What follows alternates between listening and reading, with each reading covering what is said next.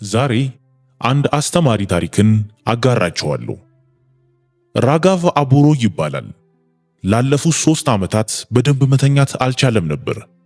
አንድ ከባድ ጥያቄ አእምሮውን ይረብሸው ነበር። በሕይወቱ ውስጥ በሺዎች የሚቆጠሩ ውሳኔዎችን አሳልፏል። ነገር ግን ይህኛው ውሳኔ ለሱ በጣም ከባድ ሆኖበት ነበር። ነገሩ እንዲህ ነው። ራጋቭ ዕድሜው 60 ዓመት አካባቢ የደረሰና ባለብዙ ሚሊዮን ዶላር ሀብት ያለው ሰው ነበር። እንደ ተራ የቀን ሰራተኛ በኮንስትራክሽን ቦታዎች ላይ ስራውን የጀመረ ሲሆን ቀስ በቀስ አሰራሩን በመረዳት ኮንትራክተር ለመሆን በቃ። ከዚያም ትልቅ ሪስክ በመውሰድ ግንበኛ ሆነ። በመቀጠልም በርካታ ህንፃዎችን ገነባ። ዛሬ በዓለም ዙሪያ ከ170 በላይ ታወሮች ያሉት ሲሆን ከ10,000 በላይ ሰራተኞች ለእሱ ይሰራሉ። ይህንን ሁሉ ለማሳካት ብዙ ትልልቅ ውሳኔዎችን ወስኗል። ነገር ግን ከሁሉ የላቀው ውሳኔ ገና ከፊቱ ነበር። ከ3 ልጆቹ መካከል የተኛው የሱን ቦታ ተክቶ ኩባንያውን እንደሚመራ መወሰን። ራጋቭ 3ቱንም ልጆቹን በጣም ይወዳቸዋል። 3ቱም የራሳቸው ጥንካሬና ድክመት ነበራቸው። በወንድማማቾቹ መካከል ፍቅር ቢኖርም አልፎ አልፎ አለመግባባቶች ይፈጠሩ ነበር። ሁሉም ራሳቸውን ብቁ አድርገው ስለሚያስቡ ኩባንያውን ማን እንደሚመራ ግልጽ ማድረግ አስፈላጊ ነበር። ራጋቭ አንዱን ቢመርጥ ሁለቱ እንደሚያዝኑ ያውቅ ነበር። ለዚህም ነው ምን ማድረግ እንዳለበት ግራ ይገባው። አንድ ቀን በሕይወቱ ውጣ ውረድ ውስጥ ጥሩ ምክርና አመራር በመስጠት ብዙ ጊዜ የረዳውን አንድ የድሮ ጓደኛውን ደወለለት። በዛች ሌሊት ራጋቭ ለግማሽ ሰዓት ከጓደኛው ጋር ሲያወራ እንዴት እንደተጨነቀ ሁሉንም ነገር ነገረው። ከዚያም ጓደኛው እንደዚህ አለው፣ ትንሽ ብዙ፣ ብዙ ትንሽ የሚለውን መርህ ታስታውሳለህ የሚል ነገር ነገረው። ራጋቭም አዎ አስታውሳለሁ፣ በሕይወቴ ብዙ እንድራመድ ይረዳኝ እሱ ነው። በዚህ መርህ ላይ እኔ ራሴ መጽሐፍ ነበረብኝ አለ። ሁለቱም ሳቁ። ወዲያውኑ በራጋቭ አእምሮ ውስጥ አንድ ሐሳብ መጣ። ጓደኛውን አመስግኖ ስልኩን ዘጋው። በማግስቱ ራጋቭ 3ቱንም ልጆቹን ጠራቸው። የመጀመሪያው ልጅ አሩን ይባላል። ታላቅና የአመራር ብቃት ያለው ነበር። አሩን ጠንካራ፣ ትልቅና በአካል በጣም ብርቱ ነበር። ሁልጊዜ ጂም ይሄዳል። በአጠቃላይ ጠንክሮ የሚሰራና ከድካም ወደ ኋላ የማይለው ሰው ነበር። እንዲያውም ማንም ሊሰራው ከሚችለው በላይ ጠንክሮ ይሰራ ነበር።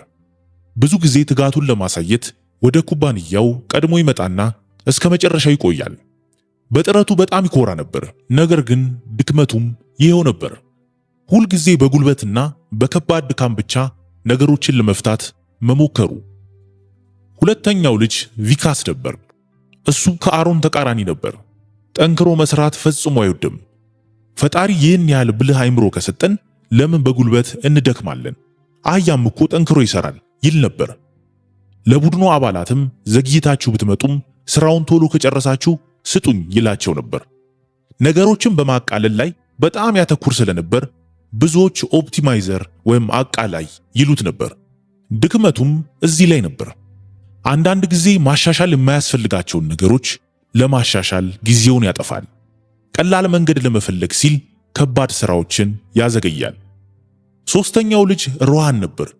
እሱ ከ3ቱ የመጨረሻው ሲሆን የዕድሜ ልዩነታቸው ብዙ ባይሆንም ከሁለቱ ይልቅ ለስላሳ ነበር። ብዙ ያስባል፣ ብዙ መጽሐፍትን ያነባል እና ብዙ አያወራም። ሮሃን ሁለቱም ወንድሞቹን ይወዳቸዋል፣ ከሁለቱም ይማራል። የማስተዋል ችሎታውም በጣም ጥሩ ነበር። ብዙ ጊዜ ታላላቅ ወንድሞቹ መጽሐፍ ማንበብን አቁመህ በእውነተኛው ዓለም ጊዜህን አሳልፍ ይሉት ነበር።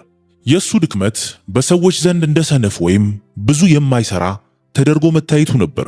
በማግስቱ ጠዋት 3ቱም ወንድማማቾች ራጋቭ ፊት ሲቆሙ አባታቸው ለምን በድንገት እንደጠራቸው ለማወቅ ጓጉተው ነበር። ራጋቭ እንዲህ አላቸው፣ ከኔ በኋላ የአቦሮ ኮንስትራክሽን ግሩፕ ሊቀመንበር ማን እንደሚሆን አሁን እንዲወሰን እፈልጋለሁ። ለዚህም በጣም ብቁ የሆነው ያሸንፋል፣ የሊቀመንበርነት ቦታውንም ያገኛል። 3ቱም ወንድማማቾች በዚህ ሐሳብ ተስማሙ። ከጥቂት ቀናት በኋላ 3ቱም ወንድማማቾች ለውድድር አንድ አሮጌ የኮንስትራክሽን ቦታ ተጠሩ። እዚያም 3 ትልልቅ የ4 ማዕዘን ቅርጽ ያላቸው የሳሙና ድንጋዮች፣ በተለምዶ ብክካ ድንጋዮች ብለን የምንጠራቸው ማለት ነው፣ እነሱ ተቀምጠው ነበር። ራጋቭ ተግዳሮቱን አብራራላቸው። እጆቻችሁን በመጠቀም ይህንን ድንጋይ ከዚህ ቦታ ከ80 እስከ 100 ሜትር ርቀት ላይ ወደምትታየው ነጭ መስመር ማሻገር አለባችሁ። ድንጋዩን መጀመሪያ ያሻገረ ያሸንፋል። ትናንሽ መሳሪያዎችን መጠቀም ትችላላችሁ፣ ነገር ግን ፎርክሊፍት ወይም ትልልቅ ማሽኖችን መጠቀም ክልክል ነው። ድንጋዩን ለማንቀሳቀስ የራሳችሁን ጉልበት መጠቀም ግዴታ ነው። መሳሪያዎችን ለማምጣት የሌሎችን እርዳታ መጠየቅ ትችላላችሁ፣ ነገር ግን አብዛኛውን ሥራ ራሳችሁ መስራት አለባችሁ አላቸው። ውድድሩ ተጀመረ። እንደተጠበቀው አሮን ያንን ከ400 እስከ 500 ኪሎ የሚመዝን ድንጋይ በሙሉ ኃይሉ መግፋት ጀመረ። ድንጋዩ በጣም ከባድ ከመሆኑም በላይ መሬቱ አሸዋማ ስለነበር በቀላሉ አልተንቀሳቀሰም። ሆኖም በየጥቂቱ ወደፊት እየገፋው ነበር።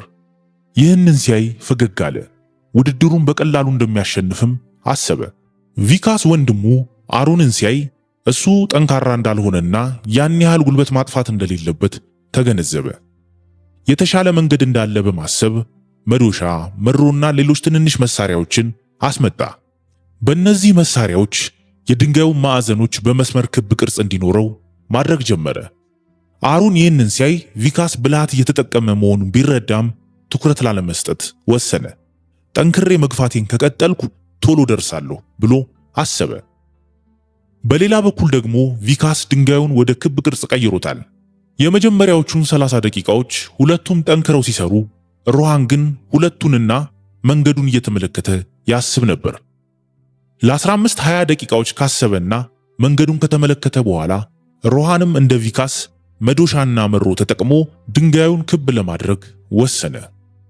ሁሉም ሰው ሮሃን የቪካስን ስልት እየቀዳ ነው ብሎ አሰበ።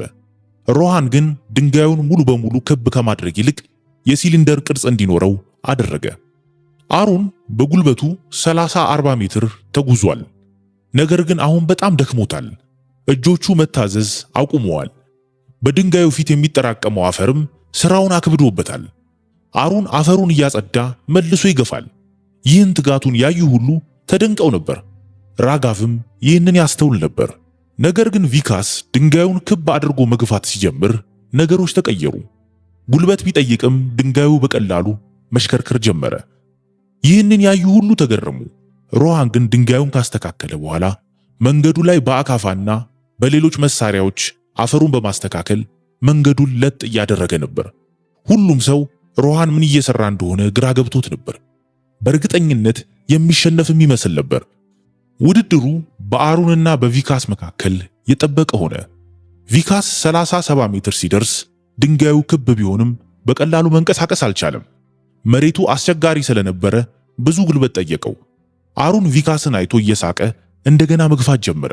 60-70 ሜትርም ደረሰ። ቪካስ 80-90 ሜትር ደርሶ 10-20 ሜትር ሲቀረው ሮሃን በመጨረሻዎቹ 10 ሜትሮች ላይ ድንጋዩን እንደ አስማት እያንከባለለ ከሁለቱም ቀድሞ የማጠናቀቂያ መስመሩን አለፈ። ሁሉም ሰው በድንጋጤ ተዋጠ። ራጋቭም በጣም ተደንቆ ነበር። ውድድሩ ካለቀ በኋላ ራጋቭ ሶስቱንም ልጆቹን ወደ ቢሮ ጠርቶ ሮሃንን ጠየቀው። አሮን ጠንካራ ጉልበቱን ተጠቀመ። ቪካስ ብልሃትን ተጠቀመ። አንተ ግን ሁለቱንም አሸንፈህ እንድታልፍ ያደረገህ ምንድነው? ሮሃንም ፈገግ ብሎ መለሰ። የሁለቱ ቅልቅልና ሌቨሬጅ ብሎ መለሰ። ራጋቭ ሮሃንን ምን እንደተጠቀመ ሲጠይቀው ሮሃን እንዲህ ሲል አብራራ። ድንጋዩ የሳሙና ድንጋይ መሆኑን ሳየው እንዳለ ማድረስ እንደሌለብኝ ተረዳው። ለመቅረጽ ቀላል ስለሆነ ቅርጹ መቀየር ነበረብኝ። ሁለተኛው ያስተዋልኩት ነገር መንገዱ ሙሉ በሙሉ ጠፍጣፋ አለመሆኑን ነው። መንገዱ ወደ ላይ አቀበት ነበረው። ስለዚህ ድንጋዩ ክብ ቢሆንም እንኳን ዳገት ለመውጣት ይከብደዋል። ለዚህም ነው የአሮንም ሆነ የቪካስ ስልት ፍጹም ያልሆነው። እኔ ያደረኩት መንገዱን በ2 ወይም በ3 ዲግሪ ቁልቁለት እንዲኖረው ማስተካከል ነበር። ይህ ግራቪቲን ጓደኛ ለማድረግ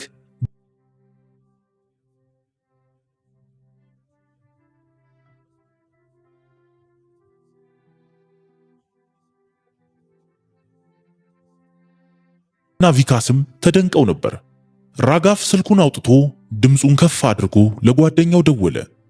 የዚህ ውድድር ሐሳብ የኔ ቢሆንም ሐሳቡ የመጣው ከቅርብ ጓደኛዬ ጋር ከተማከርኩ በኋላ ነው አለ። ጓደኛውም ዶክተር ቡክ ነበር። ራጋቭ የመጀመሪያ ልጁን አሮንን አድንቆ አንተ የተሸነፍከው ስላልጣርክ ሳይሆን ውጤታማ ስላልነበርክ ነው። ህመም በበዛ ቁጥር እድገት ይመጣል ብለህ ታስባለህ። ነገር ግን ይህ ትክክለኛው መንገድ አይደለም አለው። ሁለተኛው ልጁን ቪካስንም እንዲህ አለው፣ አንተ በጣም ብልህ ነህ። ድንጋዩን በማስተካከልህ ድካምህን ቀንሰሃል። ነገር ግን የተሳሳተውን ነገር ነው ያሻሻልከው። መንገዱን ማስተካከል ረስተሃል አለው። ሮሃንን ደግሞ አንተ ብልሃትም ጉልበትም በሚያስፈልገው ቦታ ተጠቅመሃል አለው። ከስልኩ ውስጥም የራጋቭ ጓደኛ ዶክተር ቡክ ድምፅ ተሰማ። ልክ ነው ራጋቭ፣ አንተም በወጣትነትህ ለስኬት ያደረግከው ይህንኑ ነው። ዶክተር ቡክም በመቀጠል ይህ የ80-20 መርህ ወይም ፓሬቶ ፕሪንሲፕል ይባላል። 80% የሚሆነው ውጤት የሚመጣው ከ20% ጥረት ነው። አሮን 100% ጥረት አድርጎ 20% ውጤት በሚሰጠው ላይ ደከመ። ቪካስ 80% ውጤት የሚሰጠውን ወሳኙን 20% ረሳው። ሮሃን ግን 80% ውጤት በሚያመጣው 20% ላይ ማለትም በስበት ኃይልና በመንገዱ ላይ ጠንክሮ ሰራ። አባታችሁ ይህንን ግዛት የገነባው ጠንካራ ሰራተኛ ወይም ብልህ ስለነበር ብቻ ሳይሆን መቼ ጠንክሮ መስራትና መቼ ብልሃትን መጠቀም እንዳለበት ስለሚያውቅ ነው አላቸው። በመጨረሻም ራጋቭ 5 ጠቃሚ ትምህርቶችን ለልጆቹ አካፈላቸው። የመጀመሪያው አብዛኛዎቹ ውጤቶች አነስተኛ ጥረት ከሚጠይቁ ቦታዎች ይመጣሉ። የሮሃን ትንሽ ግፊት ከአሮን የ5 ሰዓታት ግፊት የበለጠ ውጤትን አምጥቷል። ሁለተኛው ጠንክሮ መስራት አንዳንድ ጊዜ እንደ ባከነ ጥረት ነው። ብዙ ስለተሰቃየህ ብቻ ታሸንፋለህ ማለት አይደለም። ስቃይ ስትራቴጂ አይደለም። ሶስተኛው ምንም ነገር ከማሻሻልህ በፊት አላስፈላጊ ነገሮችን አስወግድ። ቪካስ ድንጋዩን አሻሻለ። ሮሃን ግን መንገዱን በማስተካከል አላስፈላጊውን አፈር አስወገደ። አራተኛው አስፈላጊ በሆኑ ጥቂት ተግባራት ላይ አተኩር። ሮሃን ጊዜውን ያጠፋው ድንጋዩንና መንገዱን በማስተካከል ላይ ብቻ ነበር። አምስተኛ ሌቨሬጅ ወይም መጠቀም ጥረትን ያባዛል። ሀብታሞች ሀብታም የሚሆኑት የሌሎችን ጉልበትና ስርዓትን ወይም ሲስተም ስለሚጠቀሙ ነው። ራጋቭ ሶስቱንም ልጆቹን እየተመለከተ ይኸውላችሁ የኔ ግዛት ሚስጥር ይሄ ነው። ትልቅ ግዛት በጉልበት ወይም በብልሃት ብቻ አይገነባም፣ በሌቨሬጅና ትክክለኛውን ነገር በትክክለኛው ጊዜ በማድረግ ነው አላቸው። አሮንና ቪካስ የሮሃንን ብቃት አምነው ተቀበለው የሊቀመንበርነቱን ቦታ በደስታ ለሮሃን አስረከቡት። ይህንን ቪዲዮ ከወደዳችሁት ላይክ አድርጉት። ሌሎች ተመሳሳይ ቪዲዮዎች እንዲደርሷችሁ ቻናሉን ሰብስክራይብ ማድረግ እንዳትረሱ። መልካም ጊዜ ይሁንላችሁ።